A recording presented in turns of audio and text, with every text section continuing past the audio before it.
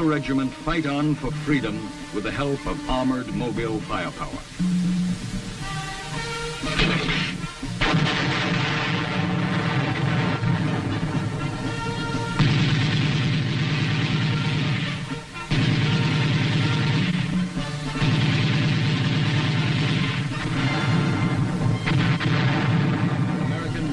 Units have surmounted these obstacles through ingenuity and sheer determination.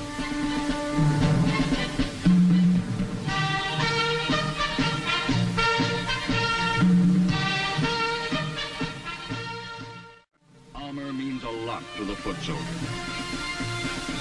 Armor helps the soldier beat a path. Armor means firepower, that extra wallop that keeps the enemy from concentrating his forces.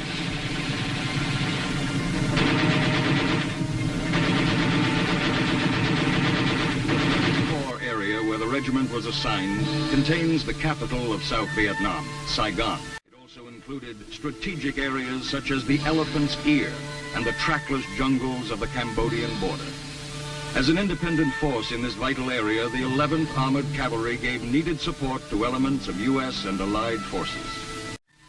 Immediately after arrival at the port of Vung Tau in September 1966, the regiment moved to the important headquarters base of Long Bin for staging. Then onward to Xuan Loc and the creation of its own base camp. Each vehicle was fitted with 2 additional machine guns, and modification of armor gave crewmen greater protection.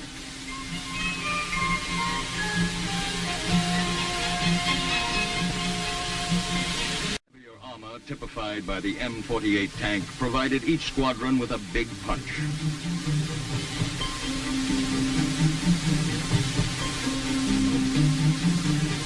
The newest armored vehicle with the 11th is the Sheridan.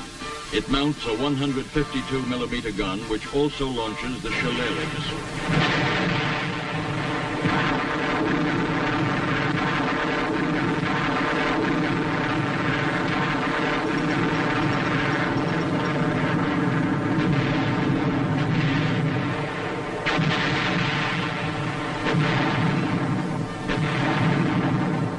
Self-propelled artillery was also part of the squadrons and was assigned to individual units in whatever mix the commander required. In the days ahead, artillery support would prove to be a valuable asset. At first, the 11th Armored Cavalry Regiment was equipped with self-propelled 105mm howitzers. Later, these were to be replaced by 155mm howitzers, which have greater range.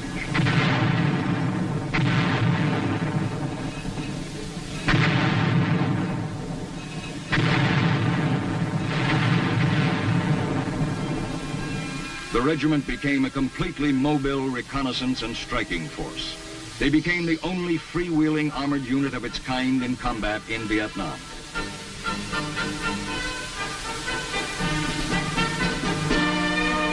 Within its squadrons were custom vehicles and special purpose weapons, such as heavy mortars capable of devastating fire. In 3 weeks of arrival, units of the 11th had met the enemy, beginning with a fight for the regiment's line of communication. The Viet Cong had plenty of warning as the long lines of armor rolled down the roads and into the northern sector of the core area. Friendly observers reported the enemy was rising to the bait, preparing ambushes. In Operation Atlanta, the men of the 11th routed the ambushes with overwhelming firepower, taking a heavy toll in enemy dead and captured.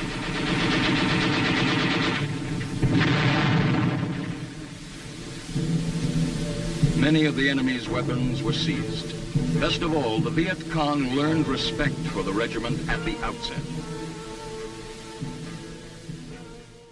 Armored cavalry acted as a pushing force, beating the bushes for the enemy, driving them into a waiting blocking force composed of main U.S. and Allied forces. It was a tough, dangerous job, much of it in country where a man could not see the front of his vehicle from the driver's seat. Mile by mile, the men of the Black Horse Regiment helped flowers of Thai Ninh along the Cambodian border in the country called the Elephant's Ear units of the 11th penetrated into terrain previously considered too rough for vehicles. Once again, the men of the 11th Armored Cavalry beat the jungle, pressing forward regardless of terrain. There, in the dense rainforests, they went after the enemy's hiding places.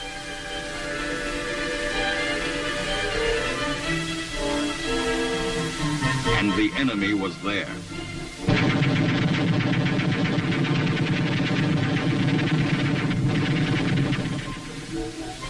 Once again, the assigned mission was accomplished.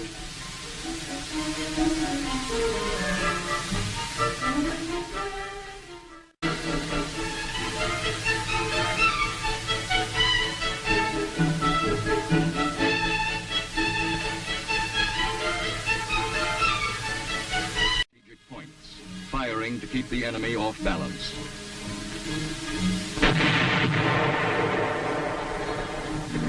During the operation, command and control were maintained through the airborne units, making it easier for field commanders to visit various units often.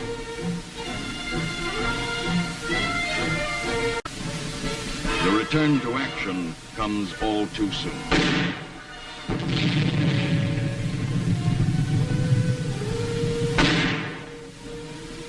With the almost unbelievable complication of trying to fight a war in which both friends and enemies might be found in the same general area, extreme accuracy is a must when firing heavy weapons. Special weapons like this 4.2-inch mortar mounted in carriers provide additional fire support to the squadrons.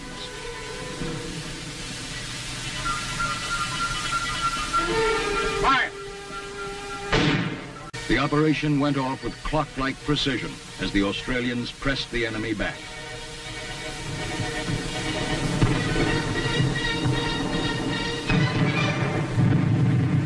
Armored flamethrowers were used to clear tree lines and suspected enemy positions.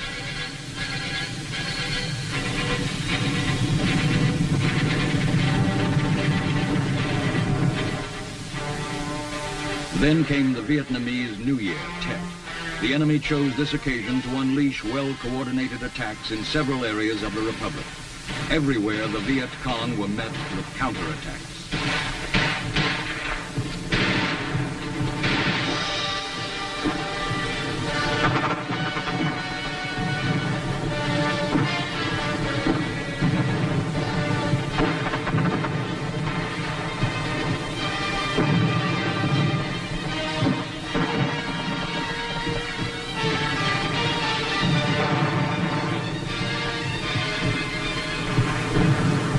Cav rose to the challenge, and in a lightning-fast road march from the area near Cambodia, raced to the defense of the embattled cities. There they supported the ARVN troops, cutting off enemy escape routes for bombardment. The people, displaced, wandered aimlessly through the district. In the midst of all this, the fight day and night, in the alleys and in the streets, the relentless hunt for Charlie carried the armored cavalrymen into every nook and cranny of the capital. The enemy was forced to give ground with appalling losses.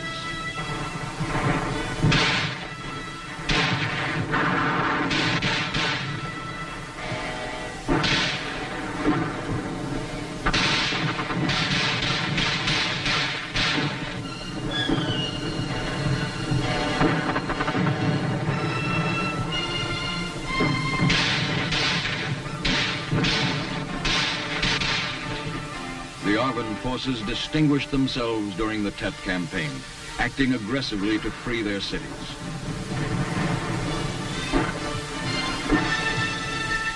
Wherever they went, they were solidly backed by armor, often that of the 11th Armored Cavalry or their own armor. A few days after the initial attacks, the ARVN began to retake and free the cities.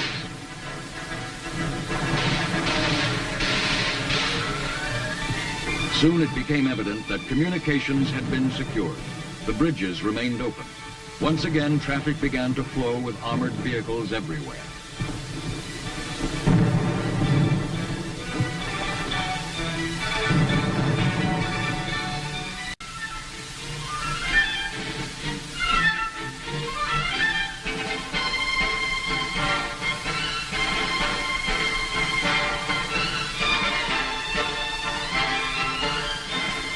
As the cities were pacified and the people could begin to pick up the blasted pieces of their lives, the Valorous Unit Award was granted to the 11th Armored Cavalry Regiment by the Secretary of the Army. In part, it said, "The 11th Armored Cavalry Regiment was a major factor in eliminating the enemy threat. The men of the regiment displayed extraordinary heroism and devotion to duty, which are in keeping with the highest traditions of the military service." They were blown sky high.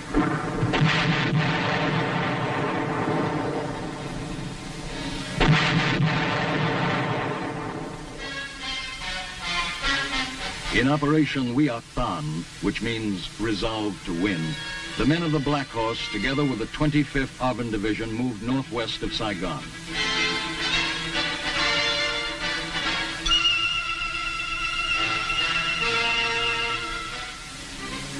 The ARVN troops, with confidence, went in.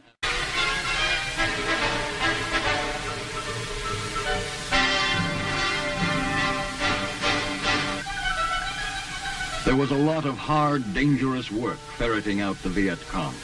The enemy, long in control of this area, had over a period of years burrowed into the earth, creating a labyrinth of underground fighting and sleeping positions. Searching through this complex was not only difficult, but time-consuming.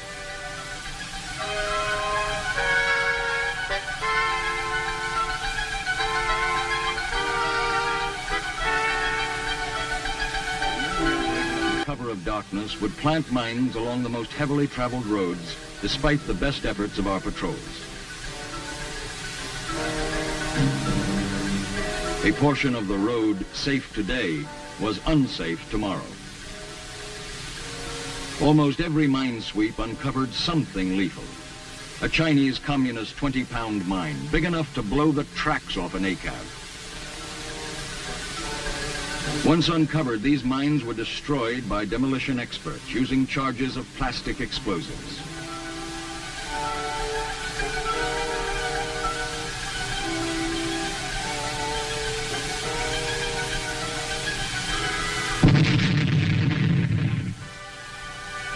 For these men, this is the daily war. Despite everything, however, the 11th Armored Cavalry continues to forge ahead. In a land where even the earth itself fights against men and machines, the vast logistics of maintenance and repair keep them rolling. In the open country,